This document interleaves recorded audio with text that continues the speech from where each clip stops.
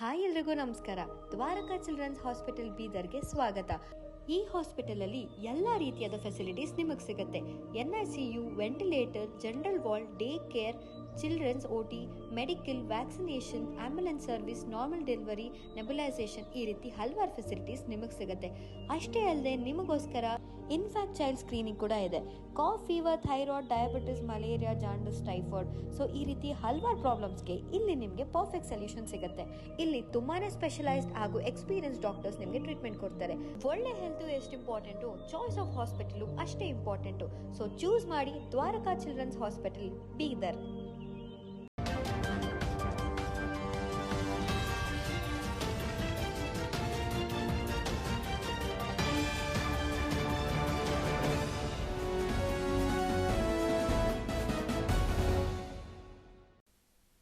ನಮಸ್ಕಾರ, ನೀವು ನೋಡ್ತಾ ಇದ್ದೀರಾ ಸುದ್ದಿ ಸಮಯ ನ್ಯೂಸ್ ಚಾನಲ್. ಇದು ಲೋಕಲ್ ಎಕ್ಸ್ಪ್ರೆಸ್. ನಾನು ಮಹರ್ದೊಡ ಕುಳಿಗಿ. ಮತ್ತೆ ಹೊಸ ಸುದ್ದಿಗಳನ್ನ ತೆಗೆದುಕೊಂಡು ನಾವು ನಿಮ್ಮ ಮುಂದೆ ಬರ್ತಾ ಇದ್ದೀವಿ. ಈ ದಿನದ ಪ್ರಮುಖ ಹೆಡ್ಲೈನ್ಸ್ಗಳನ್ನ ನೋಡ್ಕೊಂಡು ಬರೋಣ. ವಕ್ಫ್ ಹೆಸರು ಹೇಳಿ ಗುಡಿ ಮಠ ಮಂದಿರಗಳನ್ನೇ ಗುಡಿಸಿ ಗುಂಡಾಂತರ ಮಾಡಲು ಹೊರಟಿದ್ದಾರೆ. ಅದನ್ನ ಮಾಡಲು ನಾವು ಬಿಡಲ್ಲ. ಲೋನ್ ಪಡೆಯೋಕೆ ಆಗಲ್ಲ. ಜಮೀನಿನ ಮೇಲೆ ನಿಮಗೆ ಹಕ್ಕು ಇರೋದಿಲ್ಲ. ಕೆಲವರು 5 ಲಕ್ಷ ಜನ ಸೇರಿಸ್ತೀವಿ ಅಂತ ಹೇಳ್ತಾರೆ. ಬನ್ನಿ ಬೆಂಗಳೂರಿಗೆ 25 ಲಕ್ಷ ಜನ ನಾವು ಸೇರಿಸ್ತೇವೆ. ಬಸವನಗೌಡ ಪಾಟೀಲ್ ಯತ್ನಾಳ್ ಸವಾಲ್.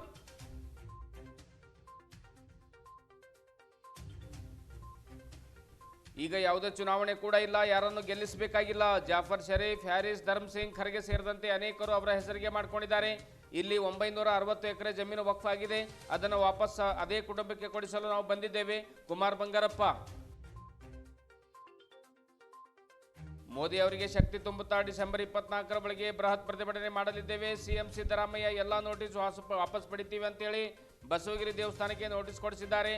ನೋಟಿಸ್ ವಾಪಸ್ ಪಡೆದೇ ಇದ್ರೆ ಗಣೇಶ್ ಮೈದಾನದಲ್ಲಿ ಉಗ್ರ ಹೋರಾಟದ ಎಚ್ಚರಿಕೆ ನೀಡಿದ ಬಸವನಗೌಡ ಪಾಟೀಲ್ ಯತ್ನಾಳ್.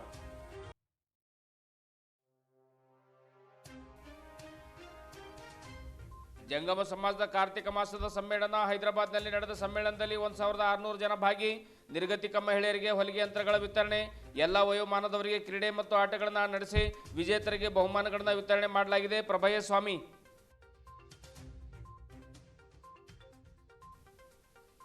ನವೆಂಬರ್ 30 ಡಿಸೆಂಬರ್ 1ರಂದು ಬೀದರ್ನಲ್ಲಿ ಚೆಸ್ ಓಪನ್ ರ್ಯಾಪಿಡ್ ಟೂರ್ನಮೆಂಟ್ ಆಯೋಜನೆ. ಒಟ್ಟು 38 ಟ್ರೋಫಿ ಮತ್ತು ಮೆಡಲ್ಗಳನ್ನು ನೀಡಲಾಗ್ತಾ ಇದೆ. 17 ವರ್ಷದೊಳಗಿನ ಮಕ್ಕಳು ಭಾಗವಹಿಸಲು ನಿತಿನ್ ಕರ್ಪೂರ್ ಕರೆ. ಇಂದಿನ ಒಂದಿಷ್ಟು ವಾರ್ತೆಗಳ ವಿವರಗಳನ್ನು ನೋಡ್ಕೊಂಡು ಬರೋಣ. ನಮ್ಮ ರಾಜ್ಯದಲ್ಲಿ ಅನ್ವರ್ ಮಾಣಿಪ್ಪಾಡಿ ಅವರು ವಕ್ಫ್ ಬಗ್ಗೆ ವರದಿಯನ್ನು ನೀಡಿದ್ದಾರೆ. ಅವರ ವರದಿ ಪ್ರಕಾರ ಸಾವಿರಾರು ಕೋಟಿ ಆಸ್ತಿಯನ್ನು ವಕ್ಫ್ ಬೋರ್ಡ್ನವರು ನುಂಗಿ ನೀರು ಕುಡಿದಿದ್ದಾರೆ. ಹೀಗಾಗಿ ಪ್ರಧಾನಮಂತ್ರಿ ನರೇಂದ್ರ ಮೋದಿ ಅವರು 42 ತಿದ್ದುಪಡಿ ಮಾಡಲು ಮುಂದಾಗಿದ್ದಾರೆ. ರಾಜ್ಯಗಳನ್ನೇ ವಕ್ಫ್ ಮಾಡಲು ಹೊರಟಿದ್ದಾರೆ. ವಕ್ಫ್ ಹೆಸರೇಳಿ ಗುಡಿ ಮಠ ಮಂದಿರಗಳನ್ನೇ ವಕ್ಫ್ ಬೋರ್ಡ್ನವರು ಗುಡಿಸಿ ಗುಂಡಾಂತರ ಮಾಡಲು ಹೊರಟಿದ್ದಾರೆ ಎಂದು ವಿಜಯಪುರದ ಶಾಸಕರಾಗಿರುವಂತಹ ಬಸವನಗೌಡ ಪಾಟೀಲ್ ಯತ್ನಾಳ್ ಅವರು ತಿಳಿಸಿದರು. ಬೀದರ್ ತಾಲೂಕಿನ ಚಟ್ನಾಳಿ ಗ್ರಾಮದಲ್ಲಿ ವಕ್ಫ್ ಹಟಾವೋ ದೇಶ್ ಬಚಾವೋ ಬಹಿರಂಗ ಸಮಾವೇಶವನ್ನು ಉದ್ದೇಶಿಸಿ ಅವರು ಮಾತನಾಡ್ತಾರೆ. ಅವರು ನಮ್ಮ ಬಿಜಾಪುರ ಜಿಲ್ಲೆಯಲ್ಲಿ 6000 ಎಕರೆ ವಕ್ಫ್ ಅನ್ನು ಮಾಡಿದ್ದಾರೆ. ಬೀದರ್ ಜಿಲ್ಲೆಯಲ್ಲಿ ಇಡೀ ಹಳ್ಳಿಯನ್ನೇ ವಕ್ಫ್ ಮಾಡಿದ್ದಾರೆ. ಹೀಗಾದಾಗ ರೈತರಿಗೆ ಅದನ್ನು ಮಾರಲಿಕ್ಕೆ ಬರೋದಿಲ್ಲ. ಲೋನ್ ತಗೊಳ್ಳಿ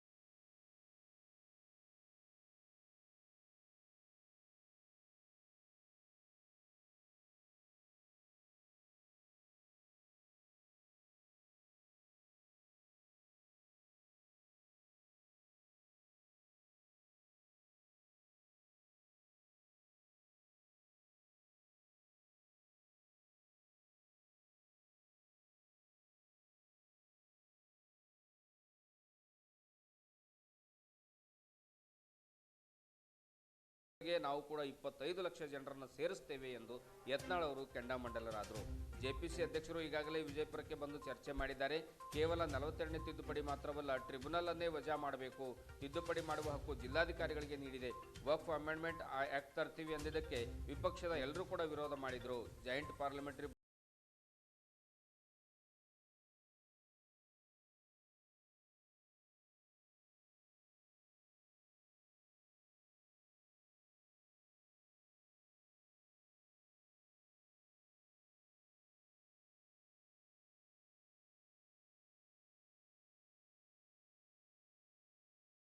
ದೇಶದ ಸಂವಿಧಾನದ ಪ್ರಕಾರ ಕೆಲಸ ಮಾಡ್ತೀವಿ ಅಂತ. ಹೀಗಾಗಿ ನಾವು ಬೆಂಗಳೂರಿಗೆ ಕರೆದರೆ ಹೋರಾಟಕ್ಕಾಗಿ ನೀವೆಲ್ಲ ಬರಬೇಕು ಅನ್ನುವಂಥ ಮಾತನ್ನು ತಿಳಿಸಿದ್ರು. ನಾವೆಲ್ಲ ಸೇರಿ ದೊಡ್ಡ ಹೋರಾಟ ಮಾಡೋಣ ಅಂತ ಹೇಳಿದರು. ಇನ್ನು ಈಶ್ವರ್ ಖಂಡ್ರೆ ಅವರ ಬಗ್ಗೆ ಮಾತನಾಡಿರುವಂತಹ ಯತ್ನಾಳ್ ಅವರು, ನಾನು ಎಥನಾಲ್ ಫ್ಯಾಕ್ಟ್ರಿನ ನಡೆಸ್ತಿದ್ದೇನೆ, ಪ್ರತಿದಿನ 4.5 ಲಕ್ಷ ಎಥನಾಲ್ ನಾವು ಉತ್ಪಾದನೆ ಮಾಡ್ತೀವಿ, ಇದು ರೈತರಿಗೆ 2 ದಿನದಲ್ಲಿ ಹಣ ಕೊಡ್ತೀವಿ, ಯಾರು ಕೂಡ ನಮ್ಮ ಫ್ಯಾಕ್ಟ್ರಿ ಹತ್ರ ಬರೋದಿಲ್ಲ. ಇದನ್ನು ನೋಡಿ ಈಶ್ವರ್ ಖಂಡ್ರೆ ಅವರಿಗೆ ಹೊಟ್ಟೆ ಉರಿ ಆಗಿದೆ, ಕೋರ್ಟ್ನಲ್ಲಿ ಕೇಸ್ ಬರಲಿದೆ, ಕೋರ್ಟಲ್ಲೇ ಉತ್ತರ ಕೊಡ್ತೀನಿ. ನೀವೆಲ್ಲ ಅವರ ಮಗನ MP ಮಾಡಿ ಗೆಲ್ಸಿದ್ರಲ್ಲ, ರೈತರಿಗೆ 2,600 ರೂಪಾಯಿ ಕೊಟ್ಟರೆ ಯಾರು ಉದ್ಧಾರ ಆಗಲ್ಲ ಹೇಳಿ. ಇದರ ನಡುವೆ ಪೊಲ್ಯೂಷನ್ ಕಂಟ್ರೋಲ್ ಬೋರ್ಡ್ ಬೇರೆ ಅಡ್ಡಗಾಲ ಹಾಕಿದೆ. ಕಬ್ಬಿನ ಫ್ಯಾಕ್ಟ್ರಿಯಲ್ಲಿ ಧೂಳು ಬರುತ್ತಂತೆ, ಕಬ್ಬಿನ ಫ್ಯಾಕ್ಟ್ರಿಯಲ್ಲಿ ಎಲ್ಲಾದರೂ ಧೂಳು ಬರುತ್ತಾ ಅಂತ ಪ್ರಶ್ನೆ ಮಾಡಿದ್ರು. ಉಸ್ತುವಾರಿ ಸಚಿವರು ನಿಮ್ಮ ಪರವಾಗಿ ಮಾತಾಡಬೇಕಿತ್ತಲ್ವಾ, ಯಾಕೆ ಮಾತಾಡ್ತಾ ಇಲ್ಲ? ರೈತರ ಬಗ್ಗೆ ಯಾಕೆ ಮಾತಾಡ್ತಾ ಇಲ್ಲ? ಜಮೀನು ಕಳ್ಕೊಂಡವ್ರ ಬಗ್ಗೆ ಯಾಕೆ ಅವರಿಗೆ ಭೇಟಿ ಆಗ್ತಾ ಇಲ್ಲ? ನಿಮಗೆಲ್ಲ ಮಾತಾಡ್ತಾ ಇಲ್ಲ ಅನ್ನುವಂಥ ಪ್ರಶ್ನೆ ಮಾಡಿದರು. ರೈತರಿಗೆ, ಜನರಿಗೆ ಅನ್ಯಾಯ ಆಗಿದೆ, ನಿಮ್ಮ ಪರವಾಗಿ ನಾವಿದ್ದೇವೆ. ಇನ್ನು 15 ದಿನದಲ್ಲಿ ಕಬ್ಬು ಕಟಾವಾಗಲಿದೆ, ನೋಡಿ ಅವರು ಎಷ್ಟು ಬೆಲೆ ನಿಗದಿ ಮಾಡ್ತಾರೆ. ಪ್ರತಿ ಟನ್ಗೆ 500 ರೂಪಾಯಿ ಹೊಡೆದ್ರೆ ಯಾರು ಶ್ರೀಮಂತ ಆಗಲ್ಲ ಹೇಳಿ ಅಂತ ಹೇಳಿದರು. ನೋಡೋಣ ಏನು ಮಾಡ್ತಾರೆ. ಸಚಿವ ಈಶ್ವರ್ ಖಂಡ್ರೆಗೆ ಟಾಂಗ್ ಅನ್ನ ಶಾಸಕ ಬಸವನಗೌಡ ಪಾಟೀಲ್ ಯತ್ನಾಳ್ ನೀಡಿದರು. ಅಂದ್ರೆ ಇಲ್ಲಿಗೆ ನನ್ನ ಕಣ್ಣಿಗೆ ಕಾಣಿಸ್ತದೆ, ಅದನ್ನೆಲ್ಲ ವಕಫ್ ಮಾಡಬೇಕು ಅಂದ್ರೆ ಇಲ್ಲಿ ನಿಂತು ಅವ್ನು ಅಲ್ಲಿ ತನಕ ಕಾಣಿಸ್ತೈತೆ, ಅಲ್ಲಿ ತೋರಿಸಿ ಅಲ್ಲಿ ಒಂದು ಮಾರ್ಕ್ ಮಾಡೋದಂದ್ರೆ ಅದೆಲ್ಲ ವಕಫ್ ಅಂತ. ಎಂತ ನಮ್ಮ ದೇಶದ ಸಂವಿಧಾನದಾಗ ಇದಕ್ಕೆ ಅವಕಾಶ ಇಲ್ಲ. ರೈತನಿಗೆ ಕೋರ್ಟಿಗೆ ಹೋಗೋ ಅವಕಾಶ ಇಲ್ಲ, ತಹಸೀಲ್ದಾರ್ ಬಲ್ಲಿ ಅಧಿಕಾರ ಇಲ್ಲ, AC ಬಲ್ಲಿ ಅಧಿಕಾರ ಇಲ್ಲ, DC ಗೆ ಅಧಿಕಾರ ಇಲ್ಲ, ಡಿಸ್ಟ್ರಿಕ್ಟ್ ಕೋರ್ಟಿಗೆ ಅಧಿಕಾರ ಇಲ್ಲ, ಹೈಕೋರ್ಟಿಗೆ ಅಧಿಕಾರ ಇಲ್ಲ, ಸುಪ್ರೀಂ ಕೋರ್ಟಿಗೆ ಅಧಿಕಾರ ಇಲ್ಲ. ಈಗ ಹೇಳ್ತಾರೆ ಭಾರತ ಸರ್ಕಾರಕ್ಕೂ ಅಧಿಕಾರ ಇಲ್ಲ ತರ. ಎಷ್ಟು ಬಂಡತನ ಇವ್ರ ಬಳಿ ಬಂದಿದ್ ನೋಡ್ರಿ. ಮತ್ತೆ ಇದನ್ನ ಬದಲಾವಣೆ ಆಗ್ಬೇಕಲ್ಲ. ಇವತ್ತು ಲೋಕಸಭೆಯಲ್ಲಿ ಬರ್ತಾ ಇದೆ, ಅವ್ರಿಗೆ ಧಮಕಿ ಕೊಡ್ತಾರ ಅವರು. ಒಂದು ವೇಳೆ ನೀವು ಲೋಕಸಭಾದಾಗ ಮೋದಿಯವ್ರು ತಂದಂತ ಅಮೆಂಡ್ಮೆಂಟ್ಗೆ ಸಪೋರ್ಟ್ ಮಾಡಿದ್ರ, ನಿಮ್ಮ ರಾಜ್ಯದಾಗ ಒಂದು 5 ಲಕ್ಷ ಮಂದಿ ಕೂಡಿ ನಾವು ದೊಡ್ಡ ರ್ಯಾಲಿ ಮಾಡ್ತೀವಿ, ಹೋರಾಟ ಮಾಡ್ತೀವಿ ಅಂತಾರೆ. ಅಂದ್ರೆ ಧಮಕಿ ಹಾಕು. ಆದ್ರೆ ನಾವು ಹೇಳಿದ್ವಿ ಅದಕ್ಕೆ, ನೀವು 5 ಲಕ್ಷ ಕೂಡಿಸ್ತಿದ್ರೆ ನಾವು ತಾಕತ್ತೈತಪ್ಪ, ನೀವು ಬರೀ ಬೆಂಗಳೂರಿನಾಗ ರ್ಯಾಲಿ ಮಾಡ್ರಿ, ನಾವು 25 ಲಕ್ಷ ತೋರಿಸಿ ನಮ್ದು ದಮ್ ಐತಿ ತೋರಿಸ್ಬೇಕು. ಕೆಲವು ಮಂದಿಗೆ ಏನಾಗೈತಿ, ಇದು ನನ್ನ ಮತಕ್ಷೇತ್ರ, ನೀನು ಮತಕ್ಷೇತ್ರ. ಈಗ ನಾ ಬಿಜಾಪುರ MLA ಇದ್ದೀನಿ, ನಾ 224 ಕ್ಷೇತ್ರದ ಎಲ್ಲಿ ಬೇಕಾದಲ್ಲಿ ಪ್ರಶ್ನೆ ಕೇಳೋ ಅಧಿಕಾರ ಐತಿ, ಅಲ್ಲಿ ಹೋಗುವ ಅಧಿಕಾರ ಐತಿ. ಇದೇನು ಯಾರೇನು ಹಿಂದೆ ರಾಜ ಮಹಾರಾಜರಂಗೆ ಏನು ಇದು ನಿಜಾಮಂದು, ಇದು ವಿಜಯನಗರ ಸಾಮ್ರಾಜ್ಯ ಏನಿಲ್ಲ. ಅವ್ರನ್ನೆಲ್ಲ ಪರ್ಮಿಷನ್ ತಗೊಂಡ್ ಬರ್ಲಕ್.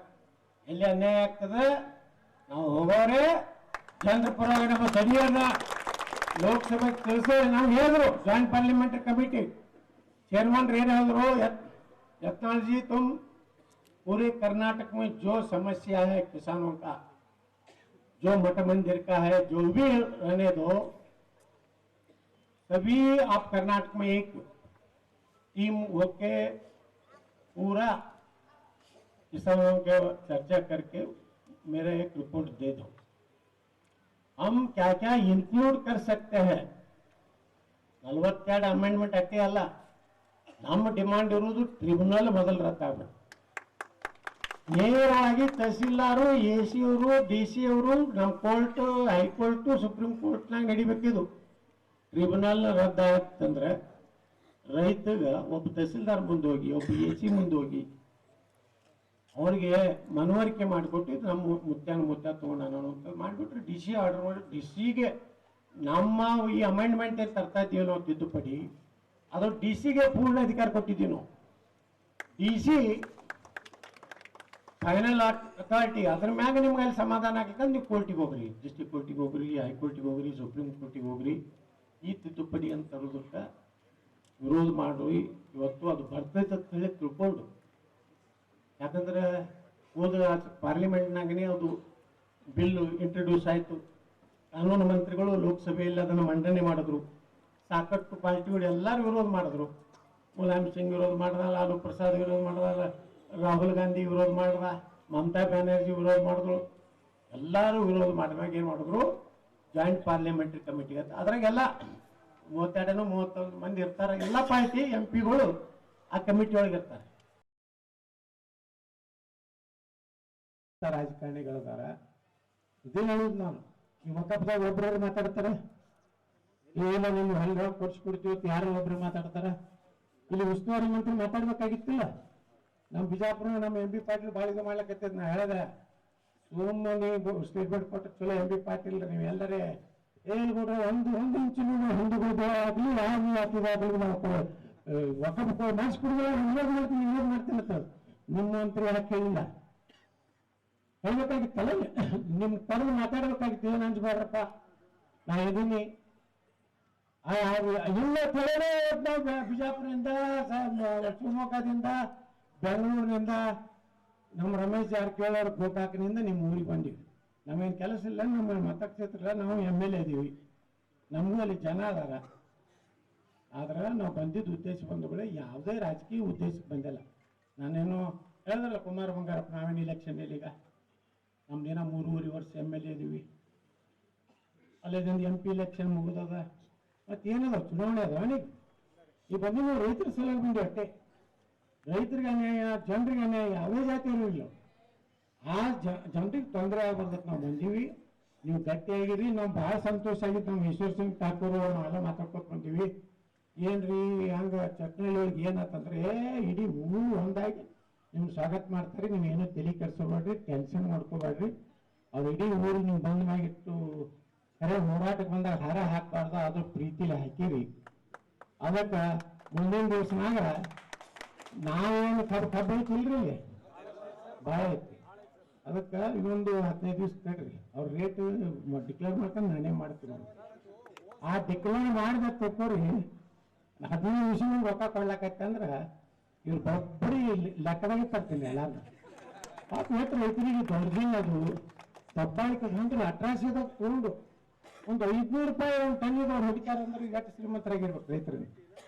ನೀವು ಕೈಕಾಲು ಹಿಡಿದು ಗ್ಯಾಂಗ್ಗಳು ತಗೊಂಡು ಕಬ್ಬು ಕಡ್ಕೊಂಡು ಅವ್ರೇನು ಕಬ್ಬು ಕಡಿಯೋರ್ದು ಎಷ್ಟು ಡಿಮಾಂಡ್ ಇರ್ತೈತೆ ನಿಮ್ಗೆ ಗುರ್ತೈತಲ್ಲ. ಮೊದಲ ಬರೇ ಒಂದು ಊಟದ ಬುತ್ತಿ ಒಂದು 100 ರೂಪಾಯಿ ಹಿಂಗೆ ಸಿಗಿಸ್ಕೊಡ್ತಿದ್ರು. ಆ ಕಡೆ ನಮ್ಮ ಕಡೆ ಈ ಕಡೆ ಹೆಂಗೈತೆ ಪದ್ಧತಿ ಗೊತ್ತಿಲ್ಲ. ಮೆಕ್ಸಾನ್ ರೊಟ್ಟಿ ಜುಣಕ ಇದೆಲ್ಲ ಮಾಡಿ ಡ್ರೈವರ್ ಸಾಹೇಬ ತಗೋತೇಳಿ ಮ್ಯಾಂಗ್ ಈಗ ಒಂದೊಂದು ಎಕರೆಗೆ 5-10 ಸಾವಿರ ರೂಪಾಯಿ ಬೆಲ್ಲ ಕತ್ತಾರ ನಮ್ಮಲ್ಲಿ. ರೊಟ್ಟಿ ಹೊರಗ್ತಿರ್ತಾರೆ ಆರಾಮ್ ಡಾಬಾದಾಗ ಬಿರಿಯಾನಿ ಹಿಡ್ತಾರೆ ಅವ್ರು. ನೀವು ರೊಟ್ಟಿ ಮಾಡೋದು ಅದಕ್ಕೆ ಈಗ ಮಷೀನ್ ತರ್ಲಾಕತ್ತೀವಿ ನಾವು 25 ಮಷೀನ. ಇದು ಸುಪ್ರೀಂ ಕೋರ್ಟ್ ಆಯ್ತಂದ್ರೆ ಯಾಕಂದ್ರೆ ಈಗ ಜಲ್ದಿ ಚಾಲು ಮಾಡಿ. ಯಾಕಂದ್ರೆ ದಿವಸ 6,000 ಟನ್ ಕಬ್ಬೈತಿ ನಮಗೆ. ಮುಂದಿನ ಸಲ 10,000 ಟನ್ ಮಾಡ್ಲಾಕತ್ತೀವಿ. 10,000 ಟನ್ ಮಾಡಿ ಈ ಕಡೆ ಎಲ್ಲ ನಾವೇ ನೋಡ್ತೀವಿ. ಯಾರೇನು ಚಿಂತೆ ಮಾಡೋದು ಬೇಡ. ಈಗ ಏನಾಗೈತೆ ಆಗೈತೆ. ಅದಕ್ಕೆ ಬಂಧುಗಳೇ ವಕಫ್ನು ಅಷ್ಟೇ 35 ಈ ಭಾಗದಾಗ, ಸಕ್ಕರೆ ಕಾರ್ಖಾನೆನೂ ಅಷ್ಟೇ 30. ಅದಕ್ಕೆ ಇಷ್ಟೆಲ್ಲ ಜನ ಕೂಡಿ ನಮ್ಮ ಮಾತು ಕೇಳಿರಿ. ನಮ್ಮ ಟಿವಿಯವರು ಬಂದಿದ್ದು ಬೇರೆದಕ್ಕೆ ಬಂದಿದ್ರು. ಇಲ್ಲೊಂದು ಗದ್ದಲ ಆಗ್ತೈತೆ. ಎತ್ತಾಳ ಭರಿಸ್ಕೊಡೋದಿಲ್ಲ. ಎತ್ತಾಳಿಗೆ ಭಾರಿ ಹೇಳೋಲ್ಲ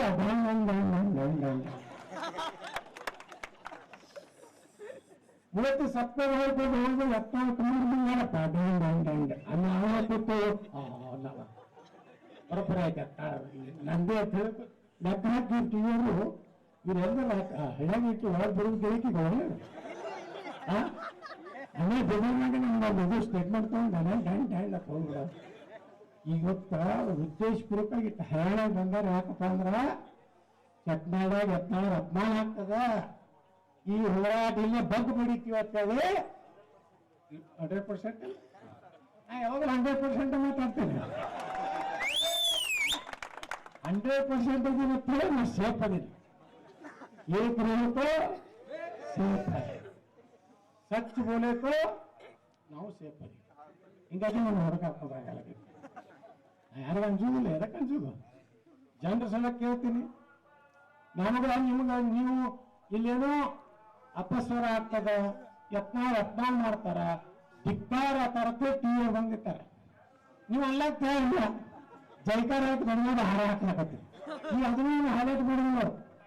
ಏನೋ ಹರಾಕಿದ್ದು ಅವ್ರು ಕೊಡ್ಬಾರ್ದು ಅಲ್ಲಿ ಹೇಳಿರ್ತಾರೆ. ಅವ್ರ ಭಾಷೆಗಳು ಹೇಳ್ತಾರೆ. ಈ ಪಾಪ ಇಲ್ಲಿ ಲೋಕಲ್ದವ್ರಿಗೆಲ್ಲ ಯತ್ನಾಳ್ ಬಾ ಪ್ರಚಾರ ಆಗ್ಬಾರ್ದ್ರೆ ಮುಂಜಾನೆ ನಡೆದ ಹಂಗೆ ನಡೆದೈತಿ. ಆ ಟೀಮ್ ಅದೇ ಇವಾಗ ಚಟ್ಟ ಬರೋಬ್ಬರ ಮಾಡ್ತೀವಿ ಹೋಗ್ರಿ ಅಂತ ಹೇಳಿರ್ತಾರೆ. ಹೋಯ್ ಎಲ್ಲಿದೀಯ ಸರ್ ಏನಿಲ್ಲ ಈಗ ಬಂದ ಚಟ್ನಿ ಹೋದ ಅಲ್ಲಿ ಮುಂಜಾನೆ ದೆಹಲಿಗೆ ಕರೆಸಿ ಇವತ್ತು ನಾನು ಕೇಳ್ತಾ इधनी बसनगौड़ा पाटिल जी, आज मैं सुन रहा हूं और आपकी बात पूरे 35 लोग जो कमेटी के हैं उनके सामने आपको रखने के लिए बुलाऊंगा। ಈ ರೀತಿ ಮಾತನ್ನ ಇವತ್ತು ಜಗನ್ ಅವ್ರು ಕೊಟ್ಟಿದ್ದಾರೆ ಅಂದ್ರೆ ನಿರ್ಣಾಯಕ ಹೋರಾಟ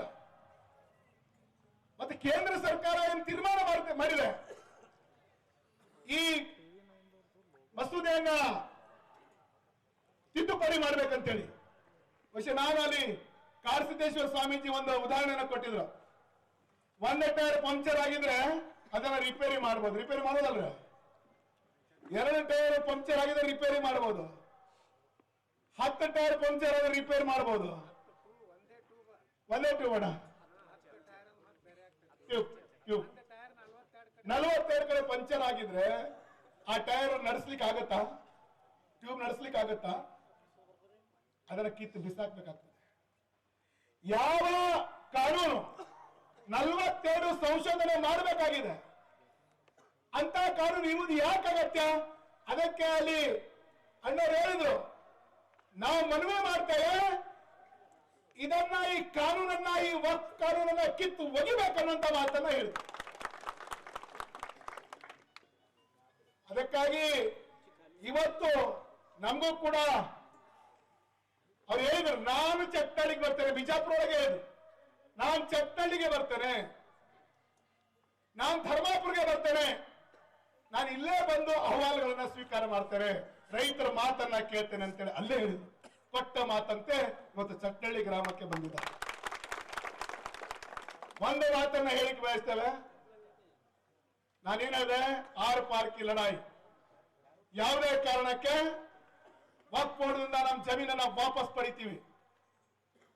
ನಾನು ಕೂಡ ಬೀದರ್ದಲ್ಲಿ ಹೋರಾಟ ಮಾಡುವಂತ ಸಂದರ್ಭದಲ್ಲಿ ಹೇಳಿದ್ದೆ, ಅಕಸ್ಮಾತ್ ಇದನ್ನ ತೆಗಿಲಿಲ್ಲ ಅಂತ ಹೇಳಿದ್ರೆ ನಾವು ನಮ್ಮ ಮನೆಯಲ್ಲಿರುವಂತಹ ಅಡಿಗೆ ಸಾಮಾನ್ ಜೊತೆಯಲ್ಲಿ ದನ ಕರು ಬಂಡಿ ಎತ್ತು ಎಲ್ಲ ತಕೊಂಡು DC ಕಾರ್ಯಾಲಯ ಮುಂದೆ ಅಲ್ಲೇ ಅಡಿಗೆ ಮಾಡ್ಕೊಂಡು ಅಲ್ಲೇ ಊಟ ಮಾಡಿ ಅಲ್ಲೇ ನಾವು ಹೋರಾಟ ಧರಣಿ ಸತ್ಯಾಗ್ರಹ ಮಾಡ್ತೀವಿ, ನಮ್ಮ ಪಾಣಿನ ತೆಗೆದು. ಯಾಕೆ ನಾನು ಇದನ್ನು ಹೇಳ್ತಾ ಇದ್ದೇನೆ ಅಂತ ಹೇಳಿದ್ರೆ, ನಂಬಲ್ಲಿ ಪಾಣಿ ಒಳಗೆ ಸೇರಿಸಿದ್ರು ಇಲ್ಲಿಗಲ್. ಯಾಕಂದ್ರೆ ಯಾರಿಗೂ ನೋಟಿಸ್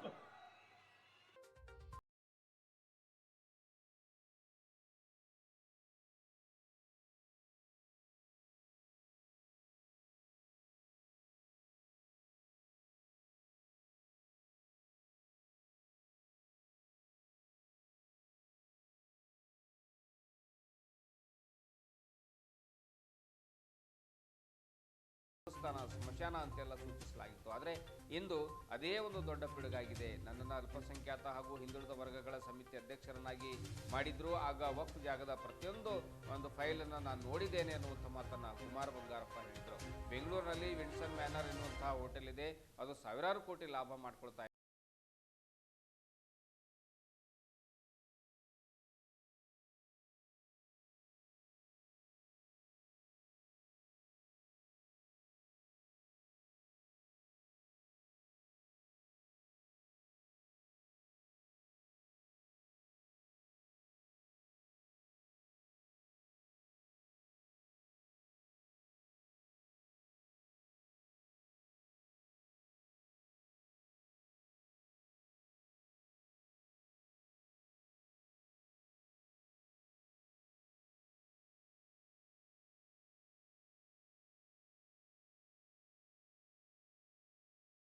ಉಳಿದಿದೆ. ಅದಕ್ಕೆ ಬೇಲಿ ಹಾಕುವ ಕೆಲಸ ಕೂಡ ಮಾಡದೆ ದಂಧೆಗೆ ಇಳಿದಿದ್ದಾರೆ. ನಮ್ಮ ತಂದೆ ಅನೇಕ ಕೆಲಸ ಮಾಡಿದ್ದಾರೆ, ಕೃಪಾಂಕ ನೀಡಿದ್ದಾರೆ. ಆದರೆ ಈಗಿನ ಸರ್ಕಾರದ ಗ್ಯಾರಂಟಿ ತರ ಬರ್ಬಾದ್ ಮಾಡುವ ಕೆಲಸ ಮಾಡಿಲ್ಲ. ತೆರಿಗೆ ಹಣದಲ್ಲಿ ಗ್ಯಾರಂಟಿ ಕೊಡ್ತಿದ್ದಾರೆ. ನಾವು ಕೂಡ ನೀವು ಕೊಡುವ ತೆರಿಗೆ ಹಣದಲ್ಲೇ ವೇತನ ಪಡಿತಿದ್ದೀವಿ. ಶಾಸಕರಾಗಿರಲಿ ಬಿಡ್ಲಿ, ನಿಮ್ಮ ಸೇವೆ ಮಾಡುವ ಕೆಲಸ ನಾವು ಮಾಡ್ತಿದ್ದೇವೆ. ವಕ್ಫ್ ಕಾಯ್ದೆ ತೆಗೆಯುವವರೆಗೂ ಹೋರಾಟ ಮಾಡೋಣ ಎಂದು ಹೇಳಿದರು. ಇದೇ ವೇಳೆ ಬಿಜೆಪಿ ಮುಖಂಡ ಈಶ್ವರ್ ಸಿಂಗ್ ಠಾಕೂರ್ ಅವರು ಕೂಡ ಮಾತಾಡ್ತಾರೆ. ಜೆಡಿಎಸ್ ಮುಖಂಡ NR ಸಂತೋಷ್, ಬಿಜೆಪಿ ಮುಖಂಡ ಭರತ್ ಸೇರಿದಂತೆ ಅರವಿಂದ್ ಲಿಂಬಾವಳಿ ಸೇರಿದಂತೆ ಗ್ರಾಮದ ಮುಖಂಡರು ಭಾಗಿಯಾಗಿದ್ದರು. ಅನೇಕ ರಾಜಕಾರಣಿಗಳ ಹೆಸರಲ್ಲೂ ಕೂಡ ಮಾತಾಡಿದ್ದಾರೆ. NA ಹರೀಶ್ ಹೆಸರಿಗೆ ಮಾಡಿದ್ದಾರೆ, ಧರ್ಮಸಿಂಗ್ ಅವ್ರ ಹೆಸರಿಗೂ ಕೂಡ ಕೆಲವು ಬಂದಿದ್ದಾವೆ, ಖರ್ಗೆ ಅವರ ಹೆಸರಿಗೂ ಕೆಲವು ಬಂದಿದ್ದಾವೆ. ಇವೆಲ್ಲವೂ ಕೂಡ ಸಾರ್ವಜನಿಕರ ವಕ್ಫ್ನ ಆಸ್ತಿ. ಇವರು ಅದನ್ನ ಹೇಗೆ ಕಬಳಿಸಿದ್ರು? ಯಾವ ಕಾನೂನಿನ ಅಡಿನಲ್ಲಿ ಕಬಳಿಸಿದ್ದಾರೆ ಎಲ್ಲರೂ? ಇಷ್ಟು ವರ್ಷಗಳ ಇವರುಗಳಿಗೆ ನೋಟಿಸ್ ಕೊಟ್ಟಿದ್ದು ನಾವು, ಇವರುಗಳಿಗೆ ನೋಟಿಸ್ ಕೊಟ್ಟಿದ್ದು ಯಾಕೆ ಸರ್ಕಾರದ ಆಸ್ತಿಗಳನ್ನ ನೀವು ಲೂಟಿ ಮಾಡಿದ್ದೀರಿ ಅಂತ ಹೇಳಿ. ಮತ್ತು ಯಾವ ಜಮೀನುಗಳನ್ನ ಉಳುವನೇ ಹೊಲದೊಡೆಯ ಅಂತ ಹೇಳ್ಬಿಟ್ಟು ನಾವು ಗಣಿದಾರ ಹೋರಾಟದಲ್ಲಿ ಅವತ್ತಿನ ರೈತರಿಗೆ ಮಲೆನಾಡು ಭಾಗಕ್ಕೆ ಮತ್ತು ಉಳಿದಿರೋ ಭಾಗಕ್ಕೆ ಜಮೀನುಗಳನ್ನ ಕೊಟ್ಟು ಗಣಿದಾರ ಹೋರಾಟದಲ್ಲಿ ಭೂ ಸುಧಾರಣಾ ಕಾನೂನಲ್ಲಿ ಅದೇ ಟೆನೆನ್ಸಿ ಆಕ್ಟ್ ಅಲ್ಲಿ ಅದೇ ಆಕ್ಟ್ ಪ್ರಕಾರ ಇವತ್ತಿಗೂ ಕೂಡ ಇಲ್ಲಿರ್ತಕ್ಕಂಥ ಮನೆಗಳಿಗೆ ಮತ್ತು ಜಮೀನ್ದಾರಿಗೆ ಹಕ್ಕು ಪತ್ರಗಳನ್ನ ವಕ್ಫ್ ಬೋರ್ಡ್ ಇಂದ ಕಿತ್ತಾಕಿ ಇವರಿಗೆ ಕೊಡಿಸ್ಬೇಕು ಅನ್ನೋ ಉದ್ದೇಶದಿಂದ ಇಲ್ಲಿ ಬಂದಿದೆ. ನಿಮಗೆ ಸಿಗ್ಬೇಕಲ್ವಾ?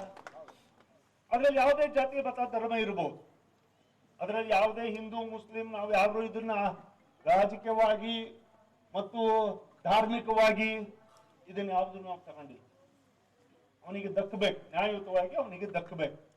ಇದರಲ್ಲಿ ವಕ್ಫ್ ಆಸ್ತಿ ಅಂತ ಹೇಳಿಬಿಟ್ಟು ಇದನ್ನ ಕೆಲವು ಅಲ್ಲಿರ್ತಕ್ಕಂಥ ಅಧಿಕಾರಿಗಳು ಇವತ್ತೇನು ಜಮೀರ್ ಅಹಮದ್ ಅವರು ಅವರಿಗೆ ಏನು ಬಂದವರು ಮಾಡ್ಕೊಂಡಿದಾರೋ, ಬಿಸ್ನೆಸ್ ಮಾಡಕ್ಕೆ ಯೋಚನೆ ಮಾಡಿದಾರೋ ಇಲ್ವೋ ನನಗೆ ಗೊತ್ತಿಲ್ಲ. ಆದ್ರೆ ಯಾರು ನೋಟಿಸ್ ಕೊಟ್ಟರು ಅವ್ರ ಅಧಿಕಾರಿಗಳ ಹತ್ರ ಹೋಗ್ಬೇಕು. ಅಧಿಕಾರಿಗಳು ಹೋದ ತಕ್ಷಣನೇ ಏನಾಗುತ್ತೆ, ನೋಡಪ್ಪ ನೀನ್ ಇಲ್ಲಿ ಬಂದಿದ್ಯಾ, ನೀನ್ ಸರಿ ಮಾಡ್ಕೊಡ್ಬೇಕು ಅಂದ್ರೆ ಒಂದ್ 5,000 ತಳ್ಳು, 10,000 ತಳ್ಳು, ನಿನಗೆ ಅಲ್ಲಿಗೆ ನೋಟಿಸ್ ಕೊಡ್ತೀನಿ ಅಂತ ಹೇಳ್ಕೊಂತ ಇವ್ರನ್ನ ನೋಟಿಸ್ ಎಲ್ಲಿ ಕೊಡ್ಬೇಕೀಗ? ಇವ್ರು ವಕ್ಫ್ ಬೋರ್ಡಿಗೆ ತಗೊಂಡೋಗಿ ಬೆಂಗಳೂರಿನಲ್ಲಿ ಇವರು ಜಡ್ಜಿಗೆ ತಲೆಬಾಗಿ ನಿಲ್ಸೋದು. ಯಾವ ಕೋರ್ಟಲ್ಲೂ ಕೂಡ ತಗೊಂಡಕ್ ಬರಲ್ಲ ಇದು. ಯಾವ ಕೋರ್ಟಿಗೂ ಅರ್ಜಿ ಹಾಕ್ಬಿಟ್ಟು ನನಗೆ ನೋಟಿಸ್ ಬಂದಿದೆ ಅಂತೇಳಿ ನೀವು ಎಲ್ಲ ಒಂದತ್ರ ಕೋರ್ಟಲ್ಲಿ ಹೋಗಿ ಸ್ಟೇ ತಗೊಳೋದಕ್ಕೂ ಆಗೋದಿಲ್ಲ. ಬ್ಯಾಂಕಲ್ಲಿ ಎಲ್ಲೂ ನೀವು ಸಾಲ ತಗೊಳೋದಕ್ಕೆ ಆಗೋದಿಲ್ಲ.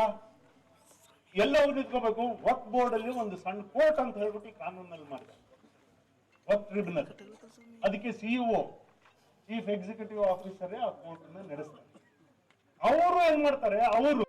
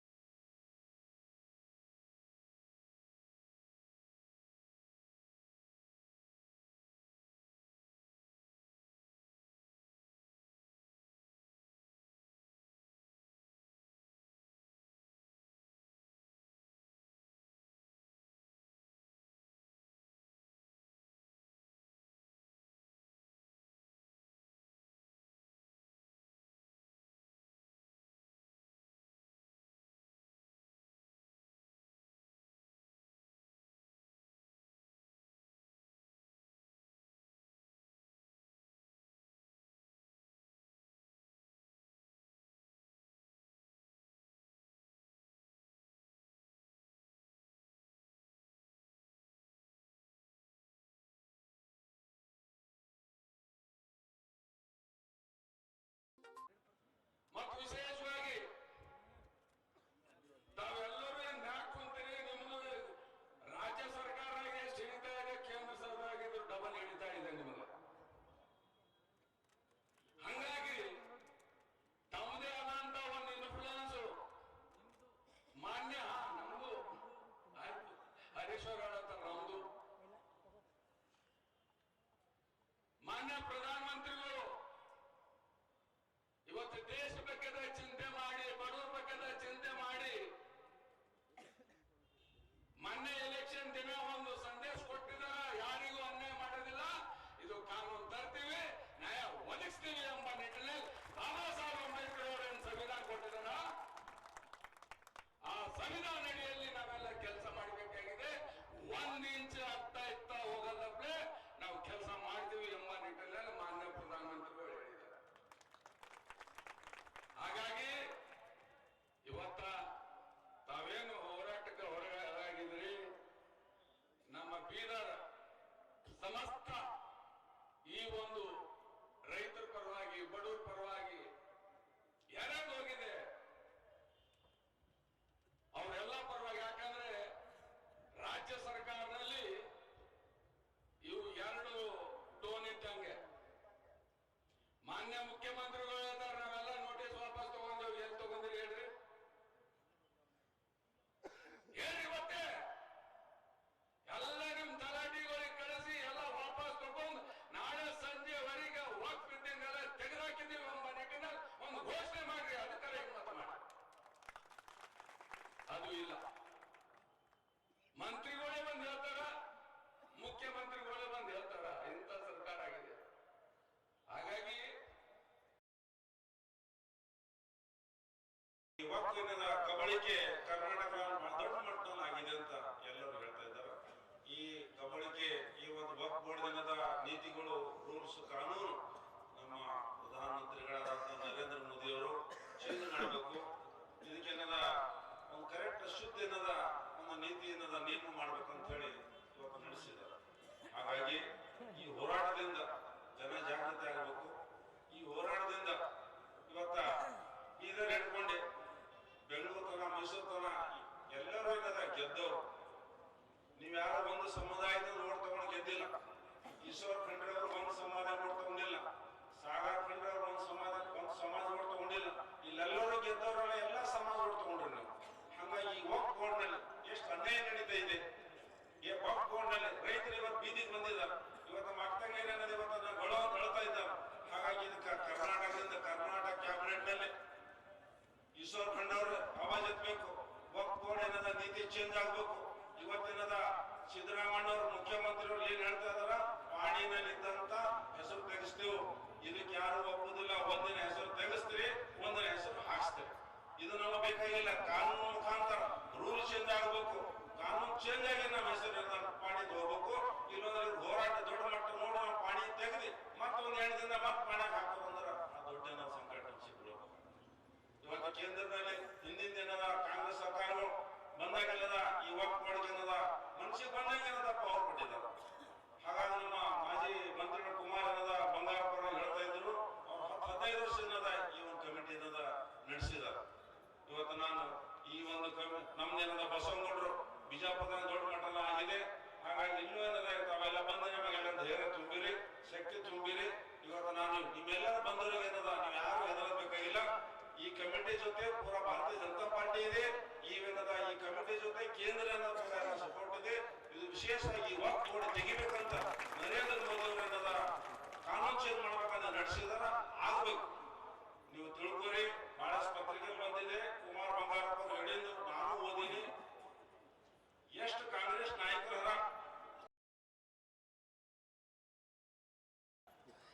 ಏನಂದ್ರೆ 2,70,000 ಕೋಟಿ ರೂಪಾಯಿ ಇಟ್ಟು ಈ ಎಲ್ಲ ಕಳ್ಳ ಭ್ರಷ್ಟ ಕಾಂಗ್ರೆಸ್ ನಾಯಕರು ಲೂಟಿ ಹೊಡೆದಾರೆ ವಕ್ಫ್ಗೆ. ಹೇಳಿದ್ರಲ್ಲ ಕುಮಾರ್ ಬಂಗಾರಪ್ಪನವ್ರು, ಅರೇ ವಿನ್ಸರ್ ಯಾವ್ದು ವಿನ್ಸರ್ ಮ್ಯಾನರ್ ನೋಡ್ರಿ. ನೀವು ಯಾರು ಹೋಗಿರೇನಲ್ಲಿ? ಒಂದು ರೂಮ್ ಬಾಡಿಗೆ ಏಟ್ ಗೊತ್ತ? 3 ಲಕ್ಷ. ಫಸ್ಟ್ ನೈಟಿಗೆ ಹೋಗ್ಬೇಕಾದ್ರೆ 3 ಲಕ್ಷ. ನೀವು ಯಾರು ಹೋಗ್ಲಕ್ಕೆ ಸಾಧ್ಯ ಇದೆ? ಅದು ಯಾವ್ದು ವಕಫ್ ಆಸ್ತಿ, ಅದು ಬಾಡಿಗೆ ಇಟ್ಟದಕ್ಕೆ ವರ್ಷಕ್ಕೆ ಒಂದು 10,000. ಅಲ್ಲಿ ವರ್ಷಕ್ಕೆ 1,000 ಕೋಟಿ ರೂಪಾಯಿ ಉತ್ಪನ್ನ ಐತಿ. ಇವು ಯಾರು ವಕಫಕ್ಕೆ ಹೋಗುದಿಲ್ಲ. ಮನೆ CM ಇಬ್ರಾಹಿಂನ ಹೆಸರು ಹೇಳೋದ್ ಮ್ಯಾಗೆ ನಾನು ಮಾನ್ಯ ಅನ್ವಯ ಒಂದು ನೋಟಿಸ್ ಕೊಟ್ರು.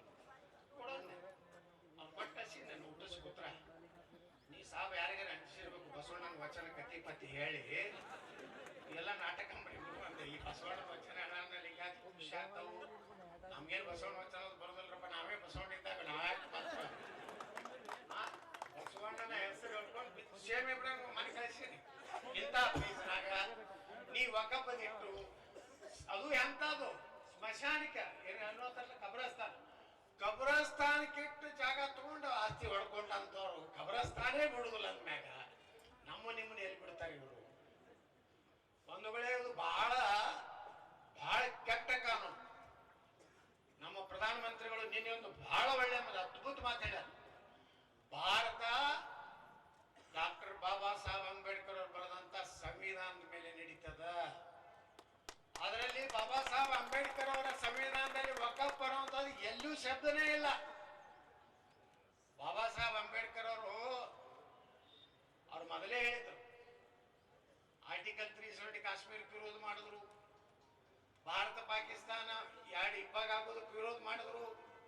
ಅವ್ರು ಹೇಳ್ತಾರೆ ಅಂಬೇಡ್ಕರ್ ಅವರು ಬರೆದಂತ ಪಾರ್ಟಿಷನ್ ಆಫ್ ದಿ ಪಾಕಿಸ್ತಾನ 1942 ಸ್ವಂತ ಅವರೇ ಬರೆದಂತ ಪುಸ್ತಕದಲ್ಲಿ ಹೇಳ್ತಾರೆ, ಭಾರತ ಪಾಕಿಸ್ತಾನ ನೀವೇನಾದ್ರೂ ಇಬ್ಬಾಗ ಮಾಡಬೇಕಾಗಿತ್ತ ಮಾಡಬಂತ ದುರಾಲೋಚನೆ ನಿಮ್ಮಲ್ಲಿ ಇತ್ತಂದ್ರೆ ಭಾರತದಲ್ಲಿರುವಂತ ಇವರೆಲ್ಲ ಆ ಕಡೆ ಕೊಟ್ಟು ಕಳಿಸ್ರಿ, ಆ ಕಡೆಯಲ್ಲಿರುವಂತ ಹಿಂದೂಗಳನ್ನ ಈ ಕಡೆ ತಗೊಂಡು ಬರ್ರಿ. ಇದೇನು RSS ನವ್ರು ಹೇಳಿದ್ದಲ್ಲ, BJP ಅವರು ಹೇಳಿದ್ದಲ್ಲ, ವಾಜಪೇಯಿ ಹೇಳಿದ್ದಲ್ಲ. ಯಾರು ಹೇಳಿದ್ದು? ಬಾಬಾ ಸಾಹೇಬ್ ಅಂಬೇಡ್ಕರ್. ಯಾಕೆ ಹೇಳಿದ್ರು ಬಂಧುಗಳೇ? ಇವತ್ತು ನಾವು ನೋಡ್ಲಾಕೈತಿ ಅಲ್ಲಿ ದೇಶನಾಗ ಹೆಂಗೈತಿ ಪರಿಸ್ಥಿತಿ. ದಿಲ್ಲಿ ಒಳಗ ಇಂದಿರಾ ಗಾಂಧಿ ಸ್ಟೇಡಿಯಂದಾಗ ಒಬ್ಬ ಮೌಲ್ವಿ ಹೇಳ್ತಾನೆ, ನಮ್ಮ ಪ್ರಧಾನಮಂತ್ರಿಗಳಿಗೆ ಧಮಕಿ ಕೊಡ್ತಾನೆ, ನಿತೀಶ್ ಕುಮಾರ್ ಅವ್ರಿಗೆ ಧಮಕಿ ಕೊಡ್ತಾನೆ, ಚಂದ್ರಬಾಬು ನಾಯ್ಡು ಅವ್ರಿಗೆ ಧಮಕಿ ಕೊಡ್ತಾನೆ. ಒಂದು ವೇಳೆ ವಕಫ್ ಕಾನೂನಿಗೆ ಏನಾದ್ರೂ ನೀವು ಸಪೋರ್ಟ್ ಮಾಡಿದ್ರೆ ಧರ್ಮ ಯುದ್ಧ ಆಗ್ತದೆ, ರಕ್ತ ಕ್ರಾಂತಿ ಆಗ್ತದೆ. ನಾವು ಕಡಪಾದಲ್ಲಿ 5 ಲಕ್ಷ ಜನ ಕೂಡಿ ಚಂದ್ರಬಾಬು ನಾಯ್ಡು ವಿರುದ್ಧ ಹೋರಾಟ ಮಾಡ್ತೀವಿ. ಪಾಟ್ನಾದಲ್ಲಿ 5 ಲಕ್ಷ ಜನ ಕೂಡಿ ನಿತೀಶ್ ಕುಮಾರ್ ವಿರುದ್ಧ ಹೋರಾಟ ಮಾಡ್ತೀವಿ. ಒಂದು ವೇಳೆ ವಕಫ್ ಕಾನೂನಿಗೆ ನೀವು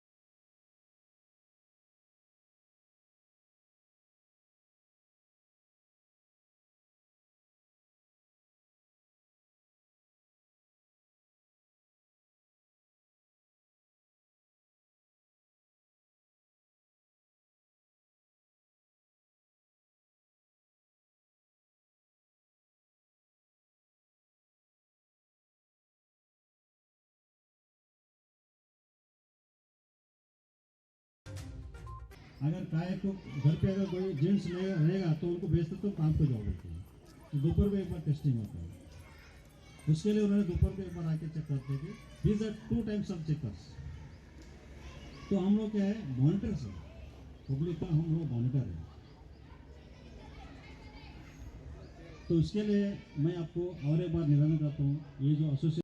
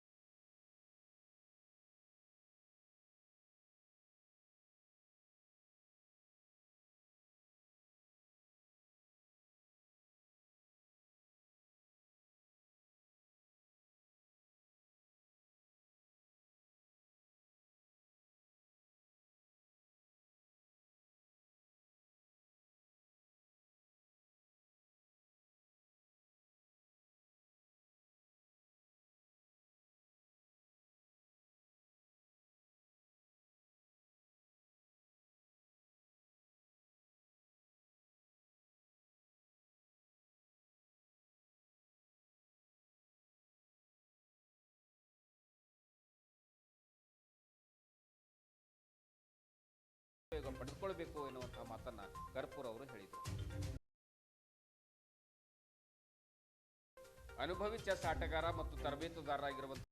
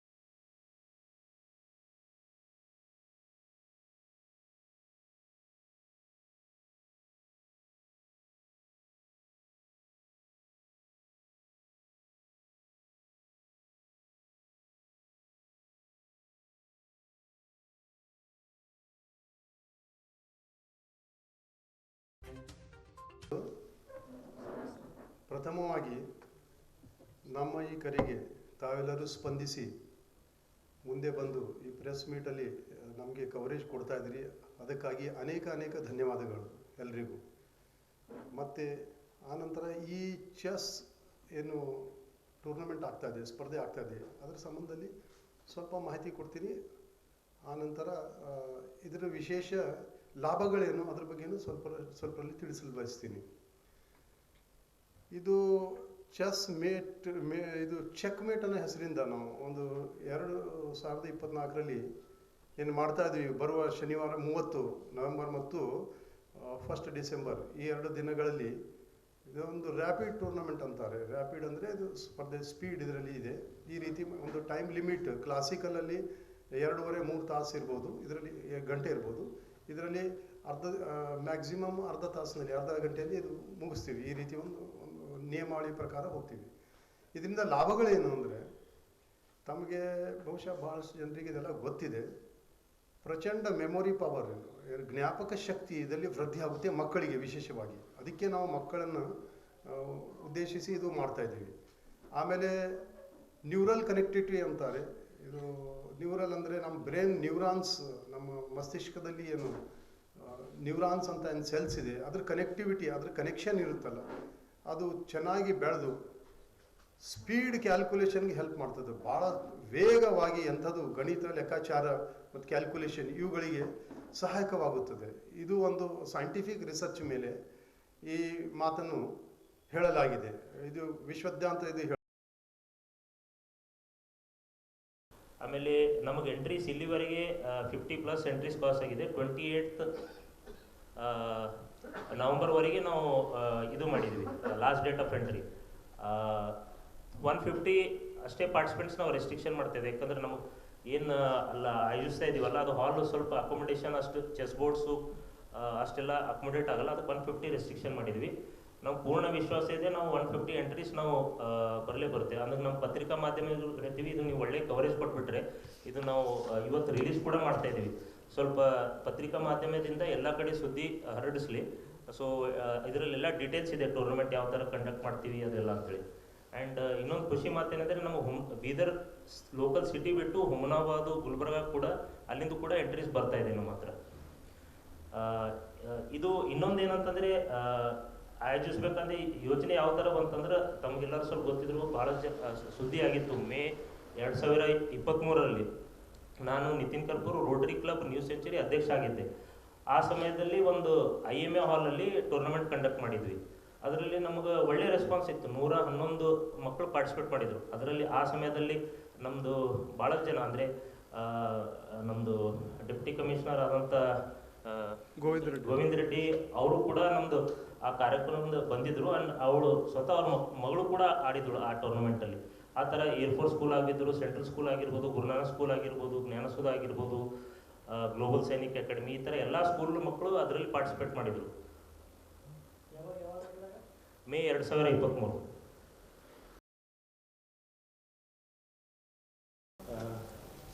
sir, Bidar chess association form ಮಾಡಲಿಕ್ಕೆ ಮೇನ್ ಉದ್ದೇಶ ಅಂದರೆ ಚೆಸ್ ಬಗ್ಗೆ ಸ್ವಲ್ಪ ಅವೇರ್ನೆಸ್ ಕ್ರಿಯೇಟ್ ಮಾಡೋದು ಮೇನ್ ಉದ್ದೇಶ. ನಮ್ಮ ಭಾಗದಲ್ಲಿ ಬೇರೆ ಭಾಗಕ್ಕೆ ಕಂಪೇರ್ ಮಾಡಿದರೆ ಅಥವಾ ಬೆಂಗಳೂರು ಭಾಗಕ್ಕೆ ಕಂಪೇರ್ ಮಾಡಿದರೆ ನಮ್ಮ ಭಾಗದಲ್ಲಿ ಚೆಸ್ ಅವೇರ್ನೆಸ್ ಭಾಳ ಕಡಿಮೆ ಇದೆ. ಸೊ ಹಾಗಾಗಿ ಈ ಸ್ಪೋರ್ಟ್ಸ್ ಬಗ್ಗೆ ಅಥವಾ ಚೆಸ್ ಬಗ್ಗೆ ಸ್ವಲ್ಪ ಅವೇರ್ನೆಸ್ ಕ್ರಿಯೇಟ್ ಮಾಡಿ ಸ್ವಲ್ಪ ಪ್ರೋತ್ಸಾಹ ಮಾಡಿದರೆ ಜಾಸ್ತಿ ಜನ ಅದರಲ್ಲಿ ಇನ್ವಾಲ್ವ್ ಆಗ್ತಾರೆ ಅನ್ನೋ ಉದ್ದೇಶದಿಂದ ಬೀದರ್ ಚೆಸ್ ಅಸೋಸಿಯೇಷನ್ ಫಾರ್ಮ್ ಆಗಿದೆ. ಎರಡನೇದ್ದು ಅಂತಂದರೆ ಈಗ ನಾನು ಕಣ್ಣಿನ ನೇತ್ರ ತಜ್ಞೆ ಆಗಿರೋದ್ರಿಂದ ಹುಡುಗರಿಗೆ ಯಾವುದೇ ಸ್ಪೋರ್ಟ್ಸಲ್ಲಿ ಹ್ಯಾಬಿಟ್ ಅಥವಾ ಇನ್ವಾಲ್ವ್ಮೆಂಟ್ ಇದ್ದರೆ ಅವರು ಈ ಗ್ಯಾಜೆಟಿಂದ ದೂರ ಇರ್ತಾರೆ ಅನ್ನೋ ಉದ್ದೇಶದಿಂದ ಯಾವುದಾದ್ರೂ ಒಂದು ಸ್ಪೋರ್ಟಲ್ಲಿ ಇನ್ವಾಲ್ವ್ ಆಗಲಿ ಅನ್ನೋ ಭಾವನೆಯಿಂದ ಯಾವುದೇ ಆಗಲಿ ಚೆಸ್ ಆಗಲಿ ಬೇರೆ ಯಾವುದೇ ಸ್ಪೋರ್ಟ್ಸ್ ಆಗಲಿ ಅವರಿಗೆ ಒಂದು ಡೈಲಿ ಆ್ಯಕ್ಟಿವಿಟಿಯ ಥರ ಮಾಡಿದರೆ ಭಾಳ ಒಳ್ಳೆಯದು. ಅದರಿಂದ ನಮಗೆ ಅದಕ್ಕೆ ಈ ಗ್ಯಾಜೆಟ್ ರಿಲೇಟೆಡ್ ಡಿಪೆಂಡೆನ್ಸಿ ಅಥವಾ ಅಡಿಕ್ಷನ್ ಏನು ಆಗ್ತಾ ಇದೆ ಅದರಿಂದ ದೂರ ಮಾಡೋದು ಭಾಳ ಇಂಪಾರ್ಟೆಂಟ್ ಆಗಿದೆ ಅಂತ ನಾನು ಹೇಳಕ್ಕೆ ಬಯಸ್ತಾ ಇದ್ದೀನಿ. ಬಂದ್ಬಿಟ್ಟು ಲಾಸ್ಟ್ ಟೈಮ್ ಮೇಯಲ್ಲಿ ಆಗಿರ್ತಕ್ಕಂಥ ಟೂರ್ನಮೆಂಟಲ್ಲಿ ನಮಗೆ ಸಿಕ್ಕಿರ್ತಕ್ಕಂಥ ಸ್ಪಂದನೆಯನ್ನು ನೋಡಿಕೊಂಡು ಬೀದರ್ ಚೆಸ್ ಅಸೋಸಿಯೇಷನ್ ಫಾರ್ಮ್ ಮಾಡಿ ಈ ಥರ ಪ್ರತಿ ವರ್ಷ ಮಾಡಿದರೆ ಭಾಳ ಚೆನ್ನಾಗುತ್ತೆ ಅಂತ ಎಲ್ಲರಿಗೆ ಅನಿಸಿರೋದ್ರಿಂದ ಬೀದರ್ ಚೆಸ್ ಅಸೋಸಿಯೇಷನ್ ಫಾರ್ಮ್ ಮಾಡಿ ಅದನ್ನು ಫಾರ್ಮಲ್ ಟ್ರೈನಿಂಗು ಅದಕ್ಕೆ ಮುಂದೆ ಒಯ್ಯಬೇಕು ಅಂತ ಎಲ್ಲರಿಗೆ ಅನಿಸಿರೋದ್ರಿಂದ ಈ ಚೆಸ್ ಅಸೋಸಿಯೇಷನ್ ಫಾರ್ಮ್ ಆಗಿ ಸದ್ಯಕ್ಕೆ ಇನ್ನೂ ಬೇಬಿ ಸ್ಟೆಪ್ಸ್ ಇಡ್ತಾ ಇದ್ದೀವಿ ಅಂತ ಹೇಳ್ಬೋದು. ಮುಂದೆ ಭಾಳಷ್ಟು ಕಾರ್ಯಕ್ರಮ ಮಾಡಬಹುದು. ಎಲ್ಲರ ಸಹಕಾರ, ಮೀಡಿಯಾದವ್ರದ್ದು ಅಥವಾ ಎಲ್ಲರದು ರೋಟರಿ ಎಲ್ಲರ ಸಹಕಾರದಿಂದ ಇದನ್ನು ಒಂದು ಒಳ್ಳೆಯ ಅಕಾಡೆಮಿ ಮಾಡಿ ಮುಂದಕ್ಕೆ ಹೋಗಲಿಕ್ಕೆ ಚೆಸ್ ಬಗ್ಗೆ ಅವೇರ್ನೆಸ್ಸು ಮತ್ತು ಒಳ್ಳೆ ಕ್ರೀಡಾಪಟುನ. ಇದುವರೆಗೂ ಸುದ್ದಿ ಕೊಟ್ಟಿರುವ ನಾನು ಮಹಾರುದ್ರಾಕುಳಿ. ಮತ್ತೆ ಮುಂದಿನ ವಾರ್ತೆಗಳೊಂದಿಗೆ ಭೇಟಿಯಾಗೋಣ. ವಂದನೆಗಳು.